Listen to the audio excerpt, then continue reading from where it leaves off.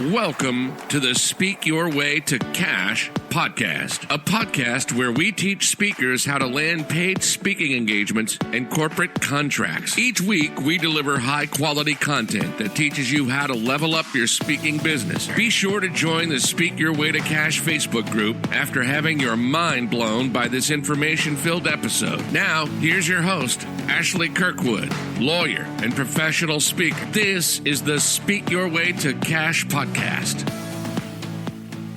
Hello. It's Ashley Kirkwood with the Speak Your Way to Cash podcast. Really excited today to welcome Shep Hyken to the Speak Your Way to Cash stage. Shep, tell us a little bit about what you do and how speaking has played a role in your success. Sure. Well, actually, speaking has played a role in my success from the standpoint of that's how I make a living.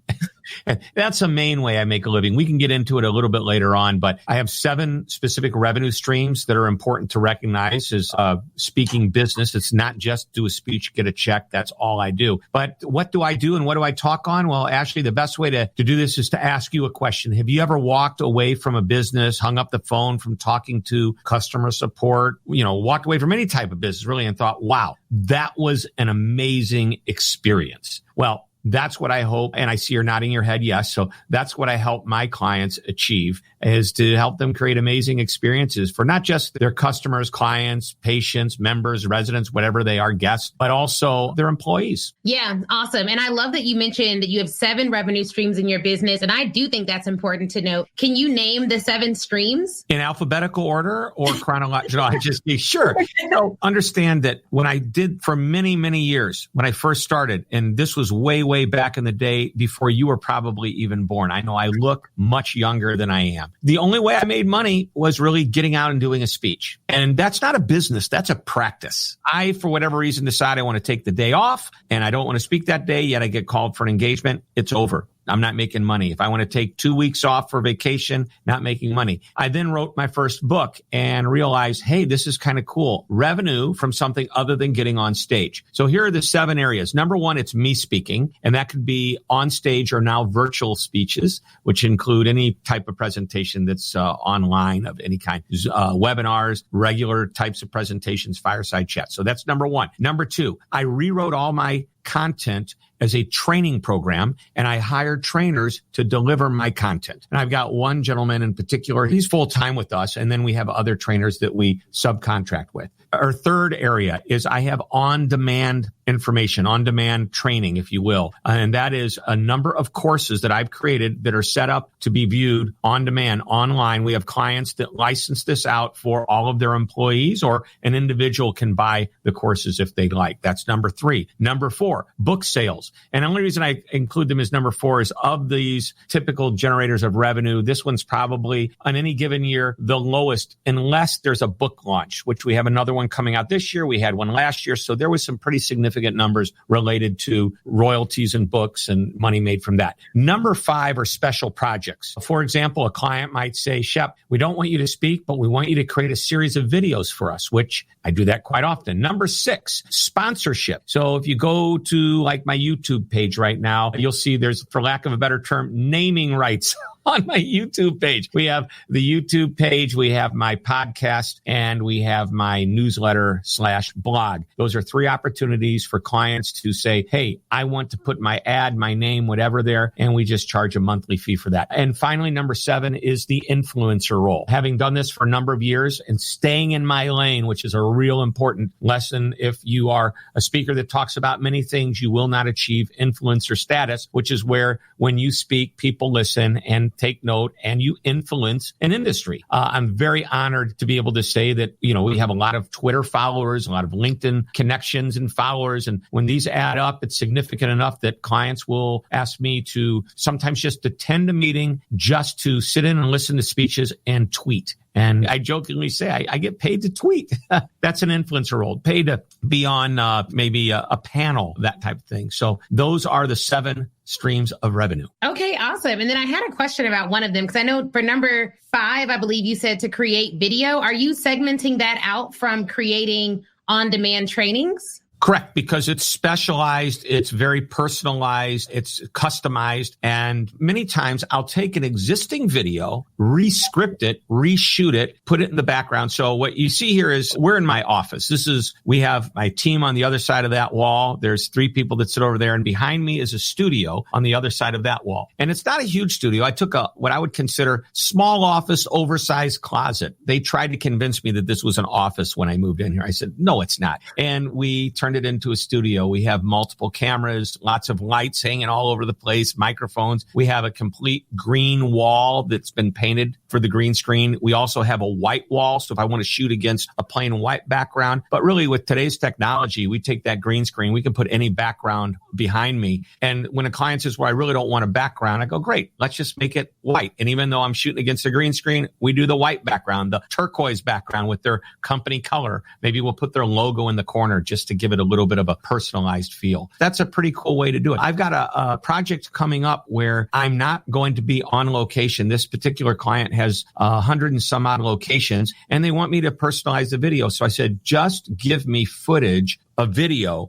right in front of your, the opening in the doors of your business. And I throw that behind me, and you can't tell if I'm in a studio or actually on location. So that's a special project. There might be a writing project. A client might say, hey, would you write an article for us, our publication? And when it shows up as income, it goes under the miscellaneous income file. Okay, awesome. Well, I appreciate you walking through that. I think that may be a good place to kind of dig into, because for a lot of speakers, they're trying to figure out, well, the number one question I get is, where do I find paid speaking engagements? Which I don't think is the best question, but because it is the number one question that we get all the time, for you, because you've seen so many waves of the industry, and I'm sure that maybe sales has changed how you attract clients, or have you found that it's been the exact same over the course of your time in the industry? How did you get clients in the beginning, and how are you consistently doing business development now? Right. So there's really 2 ways that I get clients, and I will always go back to way number 1 if way number 2 is not working. There are certain friends of mine that are just so flippin' good that their phone just rings and rings and rings because they're that good. They don't have to do anything. Their best marketing is being on stage.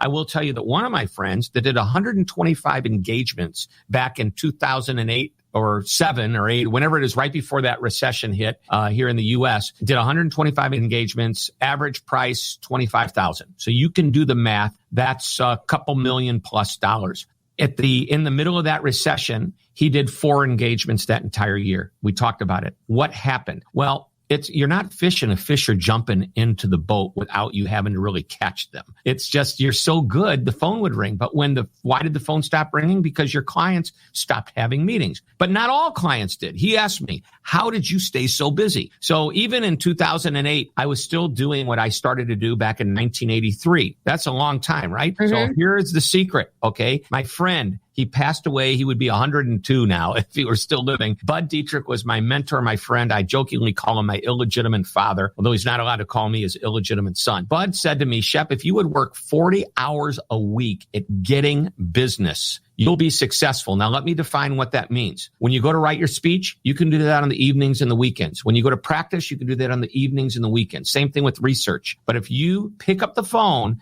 call people, create marketing materials to use to attract business, and you do that for 40 hours a week, you will be successful. Here's what he was saying. I'm going to put it into one simple sentence. The job's not doing the speech. It's getting the speech. There's a comma. You could put a period, so it would be 2 sentences. I'll repeat. The job's not doing the speech. It's getting the speech. And as a result, I would pick up the phone and smile and dial. And I remember how I did this. So there was no internet back then, although the internet makes it much easier today. And actually, relationships you can build with LinkedIn, which to me is a setup prior to a phone call, makes doing business even easier. Back then, it was just the phone and the library. And what's in the library? Magazines. And actually, I first went to the Clayton newsstand, which is literally 3 blocks from where we are right now in my office building. It's in the middle of Clayton, which is kind of a business district here in St. Louis, Missouri, where I live. And I bought all the business magazines they had, which were 5 of them.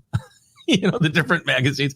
I went to the library, and between the ads that I found full page ads meant they were big enough to be selling something, probably big enough to have a sales force, big enough to have a meeting. Maybe they'll hire a speaker. But I had to go find out the information about where their headquarters are, their phone numbers. And I actually found a directory that listed all of the current executives. So I targeted VPs of sales, VPs of marketing, and I would call them up and I would introduce myself and I tell them I'm a speaker. I specialize in helping to get customers to come back again and again. When is your next meeting? Or are you going to have a meeting? And if you're going to have a meeting, have you ever hired a speaker? And so I would ask those types of questions. And I created this list. I called it the Target 100. And it takes a long time to get through 100. You do 25 calls a day. And that's what I was doing, 25 calls a day. And you think, well, I get through 100 in a week. No, because you probably only talk to like 12 people in that week. And that leaves 88 more people. And by the way, at the end of the week, I added 12 more people to that Target 100 list. But I got these 12 people. Of the 12 people, maybe 3 of those people, 2 or 3 of those people seemed like they might be interested in what I did. And then out of those 2 or 3 people, I would venture to say about every 2 weeks, one of those prospects would turn into a speech. So if I practiced this discipline of making the calls at a very disciplined, regimented, make my numbers happen, about every 2 weeks or so, I would get another booking. That's how it all started. So, okay, that makes sense for how it all started. So you have the Target 100. At the end of the week, you add 12 people to that list. You're disciplined. It could have added 5, could have added 15. Depends on how many were left on the list that I didn't talk to. Okay. And because of your topic for customer service, you were targeting the director of sales or the director of marketing. VP of sales. And now I've learned, if you, depending on what you charge, if you charge a super high dollar amount, you're probably going to go after larger companies and you're going to need to speak to people in that position. However, if you, and we don't need to necessarily talk about what large amounts and what low amounts are. I'm happy to do that if you want. But if you charge a decent fee, but it's not over the top, and you target companies that are, say, 400 to 500 in employees, probably the best person to go to is the president or the owner, CEO. You can go to the top because they're probably going to have their fingers involved in planning that meeting or deciding what direction the theme's going to go, that type of thing. So anyway, that's the number one way. And I will always go back to doing that when times are slow, as this pandemic created some very interesting times for us, unprecedented in the speaking business. Now, and by the way, I should tell you what number 2 is, so it sets you up for what happened in the last year. Number 2 is content marketing. Now, when I started, there was no internet, or maybe it was just talked about. All right. There was no email back then. Every correspondence was done by typed out letters, which, by the way, I paid my father's administrative assistant after hours to type those letters for me. The best, I remember my first computer, you may not even remember this, it was CD-ROM based, which meant that I had all these discs and my mailing list was, well, the A's are on this disc, the B's are on this disc, the C's, and so there wasn't enough memory. It's not like what we have today. Anyway, I digress. Today, we can reach people quicker, faster with the phone, but content marketing, and it took time. I started writing a newsletter. It used to be once a quarter. Then I realized that's not enough. Let's make it once a month. Once a month is not enough. Let's make it once a week. That's the perfect number for me. I'm just sharing you data. I'm not suggesting this is what you do. If it works great. Then I realized somebody told me, maybe 6-7 years ago, YouTube is a great place to put video on. That'll help your search engine optimization. And by the way, I had a great website that I created, and I was finding that people would find me through search engine. Like back then it was Yahoo and AOL. I don't think Google had been around yet, but eventually it was Google. And I found different ways to get recognized through the content that I was creating. And over time, I remember in 2014, I was becoming president of the National Speakers Association. And a year before that, I said to my team, guys, everybody that ever becomes president of this association, it takes so many hours throughout the week. We end up traveling all over the world because we're the mothership of the speaking industry associations. And I knew I was going to be going to Australia. I was going to Europe. I was going to go to, Singapore and Malaysia.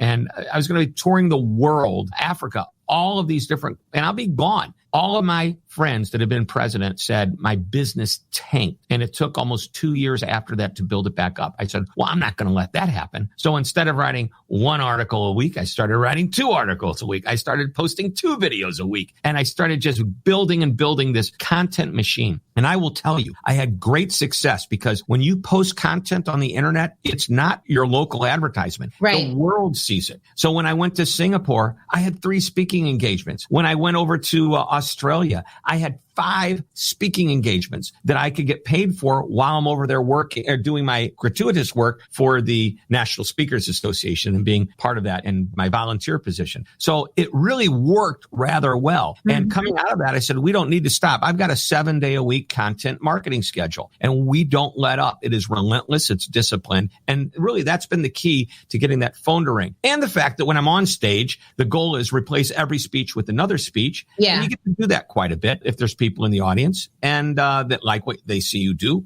And so between all of these, primarily content marketing and reputation on stage, that gets me more business. But what happened in the pandemic? All of this comes to a screeching halt. Not only no more bookings, give us the money back for the bookings that you're booked for. So in the pandemic, when that happened, did you go back to making phone calls or were you email marketing? Exactly. You were calling people. Yeah. And actually, we started with an email, to be quite honest. I would email everybody and say, hey, I know that this is a very strange time. Now, this is early. This is like in March and April, and people are really concerned about what they're doing. And this is what I offered to do. I said, hey, I'm not calling to sell you anything. As a matter of fact, I just want to see how you're doing. I'd love to find out what you're doing with your people. And if you would like me to, you're a client. You've used me before. By the way, best place to get new business is from old business. Yep. And so called clients that I hadn't spoken to in several years. And I said, if you want, I'd be willing to come on and do a virtual meeting and I'm not going to charge you anything. I have this presentation I put together just for the types of people that I've been talking to related to the pandemic. I couldn't believe how many people were appreciative and took me up on that. That did 2 things. It, number one, reconnected me with people, and that leads to more conversations about future business. But number 2, I got better at virtual presentations, which I needed to do. I'd always done maybe 10 of them a year, webinars, those maybe 15. Yeah. Well, now we're doing 10 a month. And I remember those first few weeks, I'm calling B&H Photo up in New York. And of course, they're closed, but they're still open for online. And they had their technicians and experts answering questions. I bought more cameras, lights, et cetera. And I started to build out my studio because I knew this is what's going to happen at least for the next 6 months or a year. Yeah. And it looks to me like it's going to be probably about it.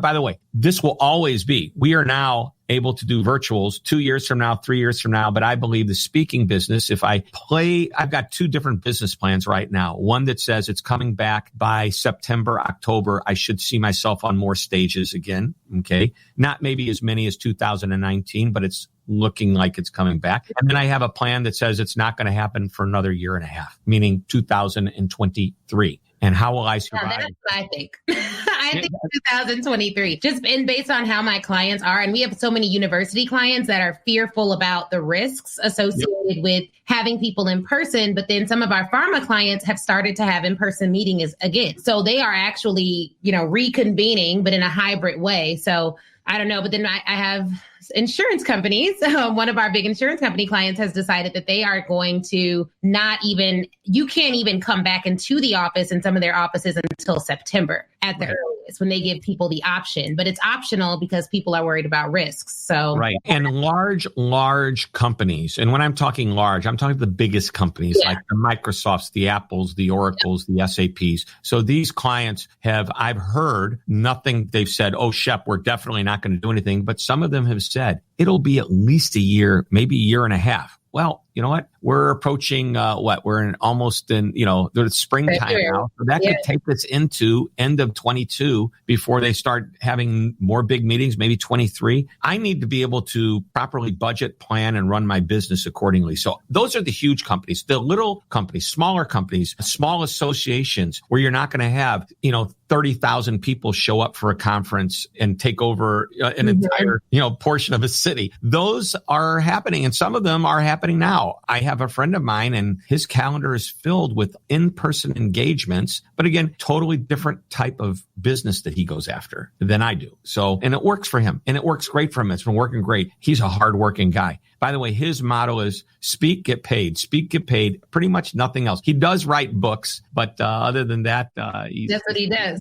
Yeah. That's interesting. So this phone thing still is so interesting to me because I don't do a lot of, we do emails and then they can book a call. So we let people raise their hand, or we do events. And after the event, we'll do like a complimentary event for like senior level executives. And then after that event, they can book a call. But they're always raising their hand for me. Are you cold calling now, or are these people, because I know you mentioned your current clients, but how are you getting new business? I know you said content marketing, but are you still picking up the phone as the first point of contact today for new clients? So the short answer is no. Okay. But that's because there's now something called LinkedIn. Right. Yeah. And if you do your research right and you say, you know what, I would love to speak to people in, let's just name it, the banking industry. So I'm going to go on LinkedIn. And first, I'm going to do my research on the internet. I'm going to come up with the largest 100 banks in the United States, or whatever your market is. Could be over in Europe. It doesn't matter. Okay. Now I've got the 100 banks. Now I'm going to go start to do my research, and I'm going to see which 100 executives, one from each bank, do I think I want to get to. I'm just giving you a very generic example. You may not want to go after the 100 largest. You may want to go after just community banks because they're smaller. Might be easier to get to the higher level executives. Anyway, so you go on LinkedIn and you do your connections and you start to build your relationship, and you make it real clear. I want to do business with you, but I want to prove myself first. There's some value that I can offer. Would you like to read a couple of my articles? Here's a video you might want to show at your next team meeting. And if you like this, I'd love to sit down and talk to you if you ever have a meeting where you'd hire somebody like myself. It's almost that simple. It's what only makes it difficult is the execution, and recognize that everybody reacts differently. So there's not one exact cookie cutter formula that's going to get you to this, but it's pretty darn close. It's like if you're walking a tightrope, you can lean to the left and the right. Just don't lean too far to the left and the right because you're going to fall off. And the consistency. So you have to consistently be inviting people to work with you, which is something that, I talk about a lot, but I love how you broke that down, how simple that is. Because I just wanted to make sure, because I was like, is Shep picking up the phone, calling people in 2020 who don't know him? And I do think LinkedIn is just a more effective, more efficient way. And it gives people the opportunity to raise their hand to know more. So it's a warmer process. Okay, cool. I used to one other point, Ashley. Hey guys, thank you so much for listening to the Speak Your Way to Cash podcast. Real quick, I would love if you applied to work with us at Speak Your Way to Cash. In fact, I have created a short application that would let me know if you are the right fit. If you are a speaker looking to land 5- and 6-figure speaking contracts, you should 100% apply to be in the Speak Your Way to Cash Academy. And here's the beautiful thing. If you get accepted into the Academy, you are automatically able to listen to a 2-hour training where I break down the paid method that myself and my clients use to land 5- and 6-figure corporate speaking contracts. All you need to do to apply is go to ashleynicolekirkwood.com/apply. Go to ashleynicolekirkwood.com/apply. Again, go to ashleynicolekirkwood.com/apply. Now, if you want to make it even easier and you're already on your phone, pull out your phone and text me. That's right. You can now text me directly to apply and to learn more about working with Speak Your Way to Cash. So you can text me at 312-847-4590. Again, 312-847-4590. Just text me apply to 312-847-4590. All right, guys, let's get back to this great episode. One other quick point. Does Shep pick up the phone? And the answer to me cold calling at this point in my career is no. Shep does the LinkedIn. Yeah. But at a certain point in time, someone in my office will take over and say, hey, this is Cindy in Shep's office. He wanted me to send you this. So I'm able to hand it off, and then the relationship management starts to happen over there. However, for many, many years, it was just me and my assistant working together. And that was it. And for a couple of years in the beginning, it was just me with a part-time assistant. Today you can get virtual assistants so reasonable, only work, 10 hours a week to do the paperwork and other things that you need doing. So it allows you free time. Anyway, I wanted to make that clear because it's not like, I'm going to just pick up the phone and start calling people. But in a sense, that's what I'm doing. I'm going back to my roots. It's just a little bit more sophisticated version. Yeah. Okay. Awesome. Well, I love that. I like when people can make that plain and make it clear, because we have heard that before, but it's always good to hear it again. Like, that is how you're going to do this. This is the process. And I think sometimes people, when they're first starting in the speaking business, I find that they want to just kind of skip the process. Like, I just want to get straight to paid engagements. And I want straight to high paid engagements. High paid, yeah.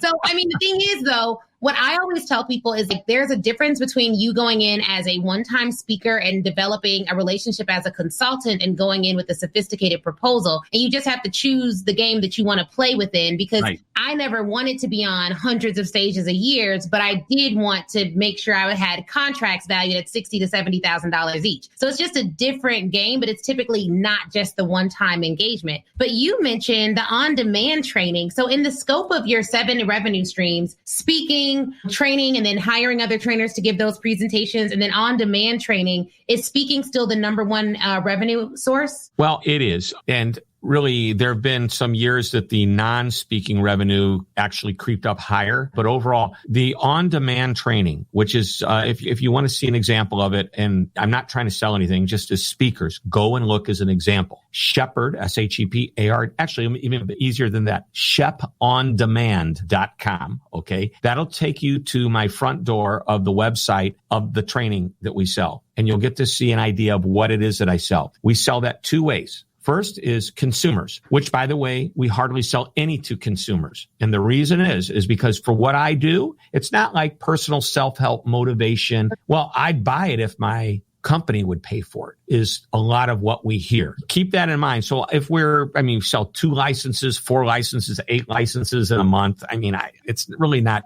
much in the way of income. Where we make a good amount of money is when a company buys group licenses. And that group license, we have pricing for up to 10 people or up to, we've had thousands of people licensed. And we've created it in such a way, I've written the content that it's, even though it's customer service and experience content, it's meant to be devoured by everybody in a company, because I believe when it comes to a great service experience, it's because of the culture, not the person who you're talking to. Yep. So everybody's involved. And I did that very purposely. I said, in the beginning, when I was selling my online training, I would have our customer support department of 8 people want to buy this. I don't want 8 people buying it. How many people in your company? Oh, there's 300. I want 300 people to be listening to this and watching this program. It's positioned that way. Potentially, online on demand is millions of dollars in revenue. That said, and I've told my wife, if something ever happens to me and I can't go out on stage, this is the way you keep the business going and you could always update it with taking my content and letting somebody else record newer,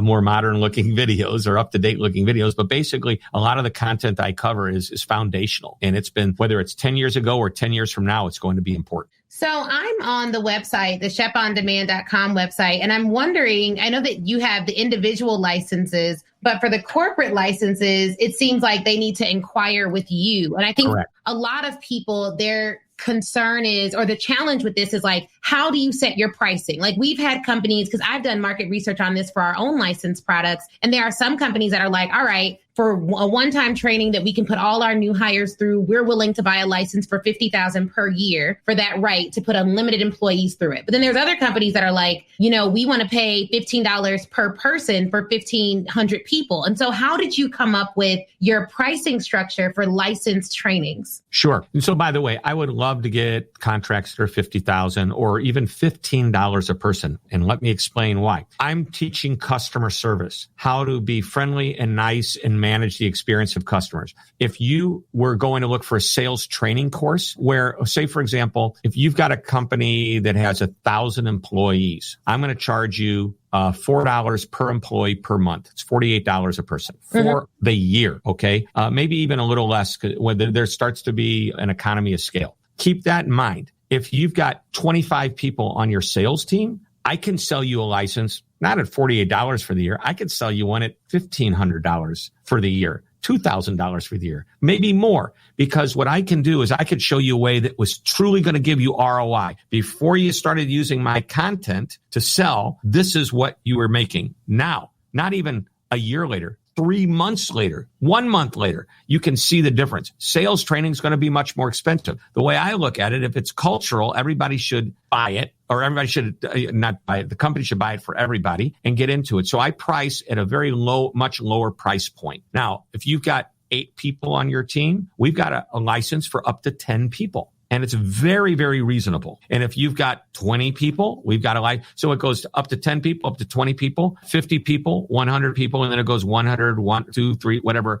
to 500 people. And once we get past that, it's per person beyond that. And we always say to our clients, look, what's your turnover? And this is called an abundance mindset or a generosity mindset. I'm not sure what you want to call it. But if you said, hey, we've got 2,000 people, we have about 10% turnover. Well, you're going to need 2,200 licenses for the year. I'm going to charge you for 2,000. I'm going to give you the license for 2,200. But at the end of the year, we'll do the same thing. Or if you've got more people and you've grown, we'll make it higher. And I want to make it as easy as possible. Yeah. And we want to also do monthly payments versus annual. Some companies love just paying it all at once. What happens is at the end of the year, I've got to resell them on another year. However, if they're paying month to month to month, software as a service, if you will, just like any of the software programs you buy, it's much easier at the end of a year to continue that because our licenses say it's a year-long license, minimum 12 months, but we stay in touch. So we do the onboarding. 30 days later, we check in with them. And by the way, we're able to monitor what they're doing in that 30 days. We can tell they've started, they're using it. I can see it. It's happening. We connect with them again in another 30 days. So now we're 60 days out. And then every 60 days, we connect with them. We ask them, do you need help? Do you want to talk to Shep? Do you want to talk to anybody else on our team? And that keeps us in touch. So guess what happens in the 10th month when it's time to keep it going? Hey, how's it going? We can see you hit, 40% of the content we have there. Would you like to continue? Sure, we will. We'll just keep the license going month to month to month until you say, no, we don't want it anymore. We still check in with them every 60 days because I kicked myself the one time. I felt so bad. We missed a client and the client at the end of the year, they didn't renew. And I said to my assistant, why didn't they renew? And she looked down ashamed. She said, her comment was, you sold us. You never talk to us again for the next year. I go, how could that have possibly happened? That's not in our process. We made a mistake. So what I did is I called the client up and I apologized profusely. And then I said, here's what I want to do. I want to set you up so you can continue this for at least another 6 months to get through a foundational course because you really didn't do much with it. And I'm going to walk you through it. I'm going to hold your hand. If you'll give me the privilege and honor of doing that, I need to do that for you because this is not the way. Somehow or another, your record got lost and you've disappeared until it was time for renewal. Yeah, right. So, Right. Okay, so that's really interesting the way that you broke that down. If it's a small company and they only have, if they want to get the license for like up to 10 people for a year, an annual license would only cost them $2,500? No, actually it's going to cost them less than that because we have a great pricing structure. I think, I have to do the month, but it is right around $2,500. It's like not even that. It's like $1,500, something like I'm going to pull up my calculator while we're speaking here, and I am going to do the math for you because it's about just under $1,500 for up to 10 people. Now think about that, because if 2 people were to go on and buy, when you pay for a license, you get all of the courses. It's not like one. No, you get all of them. And we give you a schedule of what we recommend you doing. Take our 5 ways course in the first 2 weeks. It'll take people 20 minutes to go through that course. It's the introduction. Have a group meeting and talk about it. Then go through the foundational course, the customer focus. 3 months to get through that. Okay. And we tell them what chapters to do and when to have a group meeting, et cetera, et cetera. And then we'll tell them to take a couple weeks off and then go into, because every week they're doing something, and then go through the Amaze Every Customer Every Time course. And so that'll take another 3 months. And there's exercises within those courses that you'll continue to do even after you've stopped going through the training. So on a regular basis, you're meeting and you're sharing with your team the workbooks that you're using to complete these exercises. And what we're trying to do is create ongoing awareness of how to deliver a great experience. Okay, that makes sense. So really with this, if you have a team of 500 people and you charge $4 a person, they're paying $2,000 per month to license these trainings. So that's kind of where you start to get it's a little more lucrative at that point. Yeah. And you know what, even at $119 a month, which is what the up to 10 people is, if you have 1,000 of those, that's a lot of money, So, and here's the thing, once you set it and they're in the system, we do like to stay stay in touch with them. And there's some, if you wanted to do it, you could probably automate some of that, especially with the smaller little clients. But there needs to be some connection. You want them to be emotionally tied to you. So I want them to say, hey, you've got access to me. Set up a 10-minute quick little, consultation call. And they love this. We're really talking to this guy. Wow, he's actually talking. And it's really fun to do that. The guy on the video. There was this company out in Colorado, they're a resort, and they have a pretty big office, and they're on the phone all the time talking to their owners of the resorts, and it's a timeshare company. And I remember I saw this sign. I said, I'm just going to go in there and say hello to my client. I remembered her name and everything, and I was just going to surprise her if she's there. And I walked in, and people popped up. They said, that guy, Shep is here. That is so cool. Okay, awesome. So that's interesting. And then how did you come up with that fee structure? Did you just think of it on your own, or was there did you talk to some of your colleagues that were also doing licensed products? Sure. So, and by the way, all these fees we're talking about are very public. I mean, so It's not like what I charge isn't what you should charge. Right.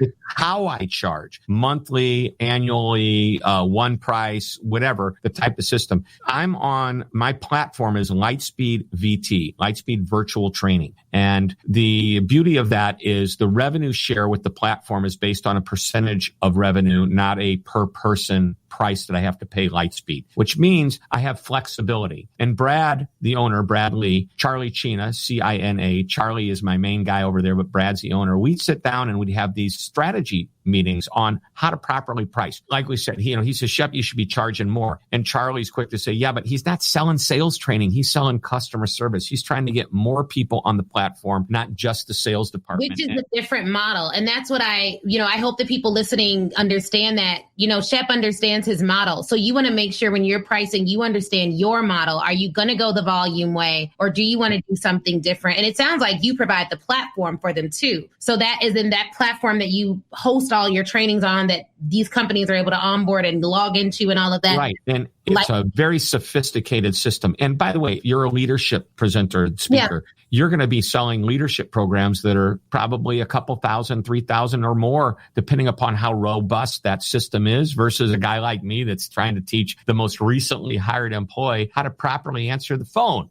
It's totally different. And that's important to understand who your audience is. But Lightspeed, the platform. And here's the other beautiful thing about that platform. Every month, I add more content onto that platform. So I tell them, even if you've gone through every one of my courses, every month, I put another video on there. And you can track, monitor, and measure everybody that goes through, when they watched it, how long they watched it, did they get to the end, et cetera, et cetera. And get this, if they have a video that they want to put on the platform, we'll put it on there. And the beautiful thing about that is when they start putting their own content on the platform that I'm providing them, they don't want to get off the platform. So it's renewable. Yeah, no, that's really cool. And then you do a rev share with Lightspeed. Yep. Okay, instead of just paying for Lightspeed's platform directly. Yep. And, some people say it's ridiculous to pay that kind of percentage, because what if you're doing tens of thousands of dollars a month? And I said, I would love to be doing that. It's kind of like taxes. I don't want to pay more taxes, but if I have to pay more taxes, it's because I made more money.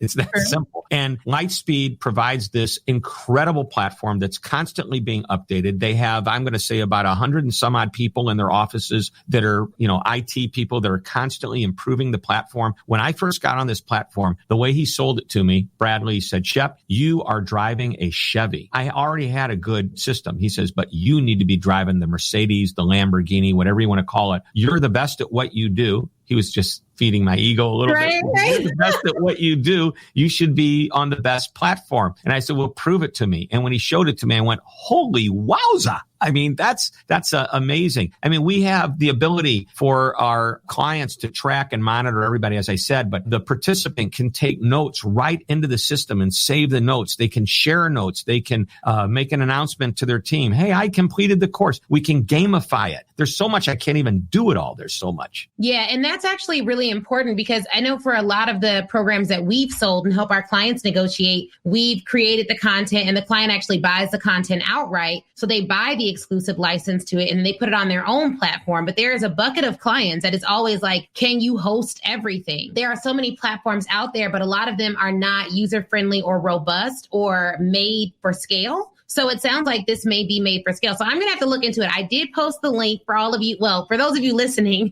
go to lightspeedvt.com. Brad once said to me, because I was president of the National Speakers Association when Brad and Lightspeed really started to do more business with speakers in this world. They did business with lots, but our members.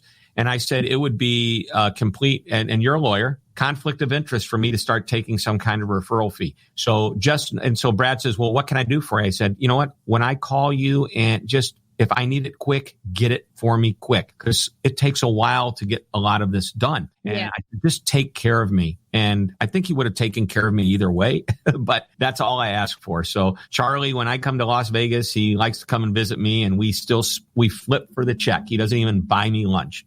I like it. No, this is great. Brad buy me lunch, but Charlie, no, he. This has been really good. I really appreciate you breaking that down, because I think licensing is something that has been so mystified for so many. I mean, getting into it just feels so totally brand new. Whereas we do on the legal side for my law firm, we negotiate a lot of licensing contracts on behalf of speakers and influencers for brands who want to use their image or they want to take the content they've created, et cetera. But I like hearing about it in the on-demand space, because it's almost like a SaaS product for your info products. Right. Now, when you get to larger companies, they have their own platforms. That's when you have to create custom videos for them, which is one of the projects we're on now. Yep. Yeah, which is an interesting project as well. And that's also another revenue stream you mentioned. But this is, I mean, we've already gone a little bit over time, but this has been so good. I've really enjoyed learning more about you. If people are interested in improving their customer service and or hearing more about what you do as a speaker, do you offer services to speakers directly, or do you only offer customer service expertise to companies? I don't really work with speakers. I'm happy to give them the direction on where to go if they want to shoot me an email, but no, I don't really coach and mentor others. I get asked every week. I'm sure. It's impossible, but there's so much content like this that I've done, and this is a great place to start. It's going to take you a long time. If you really do what we're talking about here, you'll start to see success happen. And I think, Ashley, what you're doing for this industry is amazing. Thank you very much. Thank you. Thank you. So where can we find you, connect with you? I know that your website links to your LinkedIn. Which website would you like me to direct people to? And I'll put that up. Go to Hyken.com, HYKEN.com. Awesome. Well, this has been time well spent. Thank you so much for your expertise and sharing that with the audience here. If you could give a new speaker any bit of advice, what would you say to them for them building their businesses right now? Well, I'm going to repeat myself and then give you something new. Okay. The job's not doing the speech, it's getting the speech. We've already talked about that. Go back and listen to that very, very carefully. Number 2, if you haven't written a book, write the book. It's an expensive business card, but it's the best business card and brochure that you can give someone. My friend Steve Miller, not the Steve Miller of the Steve Miller Band, but another fellow speaker said when he saw my book, he said, Shep, you're going to make $1 million with that book. I said, wow, that's a lot of book sales. He goes, no, you misunderstand. That book will get you $1 million worth of speaking engagements. Mm-hmm. And I think a lot of the speaking engagements I've gotten over the years is because of having the credibility of a book. Yeah. Amazing advice. Please, guys, go back, listen to this episode. You were so gracious with your time. I really appreciate it. And thanks, everyone, for listening to the Speak Your Way to Cash podcast. All right. Wasn't that interview amazing? If you're anything like me, you have pages full of notes. But here's the thing. Before you head out, I want you to go to facebook.com and join the Speak Your Way to Cash Facebook group. That is where I am. That's where a ton of other speakers are, a ton of other people who listen to the show. We all congregate there and chat. And it's 100% free. Now, if you're ready to take your speaking career to the next level, I have 2 ways for you to do that. One, you can go to ashleynicolekirkwood.com/SYWTC live replay and pick up the live replay. That training is 7 modules, chock full of information. It's crazy. Go over there, read all about it. Or if you want a more personal experience, you already know that you want to be a speaker. You're ready to fully commit and you want someone to walk you through it and save you tons of time Googling and doing it on your own, then book a VIP day with me. You can go to ashleynicolekirkwood.com, scroll down until you see the VIP day section and get more information on that there. All right. Thank you guys again for watching. Please do not forget to leave us a review. That is how we keep this train rolling and get some of the best speakers in the world to get on this show. So please leave a review. Shoot me a message on Facebook or Instagram, and Facebook in the Speak Your Way to Cash group, Instagram at the Ashley Nicole Show. And I'd be more than happy to chat with you and say hi. All right, y'all have an awesome day.